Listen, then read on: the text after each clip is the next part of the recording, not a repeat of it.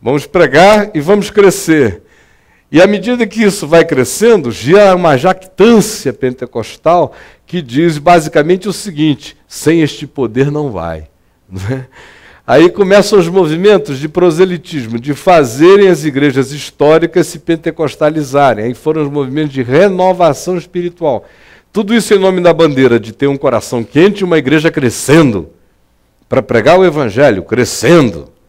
No Brasil, o maior fenômeno de crescimento foram os pentecostais da Assembleia de Deus. De 60 anos para cá, só deu eles. Foram crescendo, crescendo. Os movimentos de renovação espiritual não cresceram tanto porque eram beligerantes e ficavam brigando com as igrejas de onde tinham saído, gastavam uma energia enorme, não foram praticamente a lugar nenhum desses movimentos, até que surge o movimento neopentecostal, que é todo ele filho, do ponto de vista da ideologia e da estratégia, do bispo Roberto Macalister, de onde procederam Edir Macedo, R.R. Soares, Miguel Ângelo, e que foram os influenciadores dos demais. Estevão Hernandes, Robson Rodovalho, já são o subproduto, a terceira geração desse negocinho aí. Vamos fazer crescer. Só que já está agregado. O valor pentecostal de vamos fazer agora já não é com fogo, agora é com grito. Fogo foi substituído por grito, dança, hino de guerra, não sei o que e tal. Agora já é tudo performático, né? E agora adiciona-se a tecnologia, que foi o que o Macalister fez. Ele conseguiu pegar o pacote pentecostal todinho e dar uma cara televisiva de comunicação para aquela mensagem. Aqui ninguém está culpando ninguém, é só uma análise fenomenológica, né? E aí adiciona-se a isso a agressividade macediana, que chegou já em final da década de 80. Bom, isso se tornou um fenômeno pós-moderno apenas porque calhou de acontecer esse boom ao qual você faz referência agora, no momento da pós-modernidade. Mas as raízes, o motor, a locomotiva, a motivação dele é antiga, é a mesma, é frequente, e não é um problema de jovenzinhos dessa geração, é um problema de qualquer geração. Eu, por exemplo, estou aqui, eu passei a minha vida inteira lutando contra esse negócio. Se eu quisesse, todo mundo sabe. O diabo, então, tem certeza absoluta. Eu teria me tornado desses presidentes donos, porque no Brasil o presidente de denominação é dono, né? Exceto de batistas, presbiterianas, metodistas e congregacionais que têm a eleição formal. No geral, quantos anos faz que o presidente da Convenção Geral das Assembleias de Deus no Brasil é presidente delas? Há pelo menos 20 e tantos anos, já vai fazer bodas de prata na presidência. O cara vai ficando meio dono daquilo ali, vitalício no processo, né?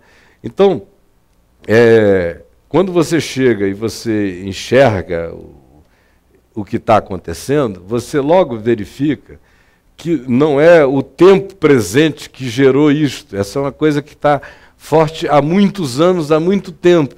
O que acontece hoje de maneira diferenciada do passado, eu estava falando de mim, é que no passado, por exemplo, se eu tivesse querido em qualquer momento, eu teria criado talvez a maior denominação do Brasil. Houve um tempo que era gente da Assembleia de Deus para todo lado, ministérios enormes. A gente se desliga do nosso campo, a gente fica com o Senhor, cria uma denominação. A igreja presbiteriana, então, teria havido quase toda, teria ficado Mackenzie vazio. Houve tempos que líderes presbiterianos dos mais pesados me chamavam quase toda hora para iniciar um grupo, os batistas, todo mundo. Você veja só, e qual era o espírito? O espírito é, vamos nos desligar dessa coisa pesada e com você a gente vai crescer ainda muito mais para uma coisa leve. Mas no fundo, todo mundo estava querendo crescer. A confissão era, vamos levar o Brasil a Cristo. Mas lá no fundo o que latejava era outra coisa. Chegou a nossa hora de tomar o poder neste país e dar as cartas do jogo na vida nacional. Quando você vê gente muito preocupada com o crescimento de igreja hoje em dia, quase nunca isso tem a ver com o Evangelho. Porque o Evangelho não faz ninguém ficar preocupado com o crescimento de igreja. O Evangelho faz o indivíduo ficar desejoso de ver a palavra de Deus crescer no coração humano. E não como um dado aferível fenomenologicamente, estatisticamente, relacionado ao fato de que num determinado lugar onde se reúne um grupo, aquilo ali não para de inchar. Isso aí não tem nada a ver com o Evangelho. O Evangelho faz a pergunta sobre o que a palavra de Deus está produzindo de fruto na vida humana. Se estiver gerando isso, o Evangelho está crescendo. Se não estiver gerando isso, não tem Evangelho nenhum em lugar algum. Então a motivação, hoje em dia, ainda é mais perversa, porque antigamente ainda era aquela coisa coletiva. Vamos fazer o Evangelho crescer para ver se a gente dá as cartas para o país, para vermos se o Brasil melhora nas próximas gerações. Ainda havia essa ilusão, que hoje já nem mais, essa existe. Hoje em dia a questão é poder mesmo. Particular, pessoal, é domínio, é relação com o prefeito, com o governador, com o deputado federal, com o senador, com os empresários da cidade, com as agências de cartão de crédito, com convênios que o pastor possa fazer entre determinado grupo econômico e a igreja dele, a forçar um determinado fluxo de consumo para dentro de um determinado ambiente que vai remunerar o pastor de alguma forma, de algum modo. Ou seja, tudo é business. Vira uma tudo espécie grande de business. clientelismo, né? Em muitas situações vira uma espécie de clientelismo, né? Clientelismo é o mínimo, né? Clientelismo é a versão escoteira dessa relação, né? Porque, de fato, o desejo é controle, é determinação, é um poder muito grande, imagina só. O cara não tem muito poder sobre a mulher dele, nem sobre os filhos dele que chutam um balde, mas ele tem 5.000 pessoas que o que ele disser, eles fazem.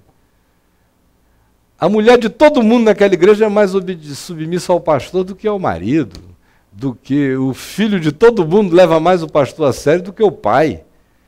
Isso é um negócio orgasmante para um tarado psicológico, você não concorda? É uma máquina de narcisismo adoecedor. Ninguém fica recebendo esse tipo de projeção de poder e dizendo, pode jogar que eu seguro a onda, sem se satanizar psicologicamente.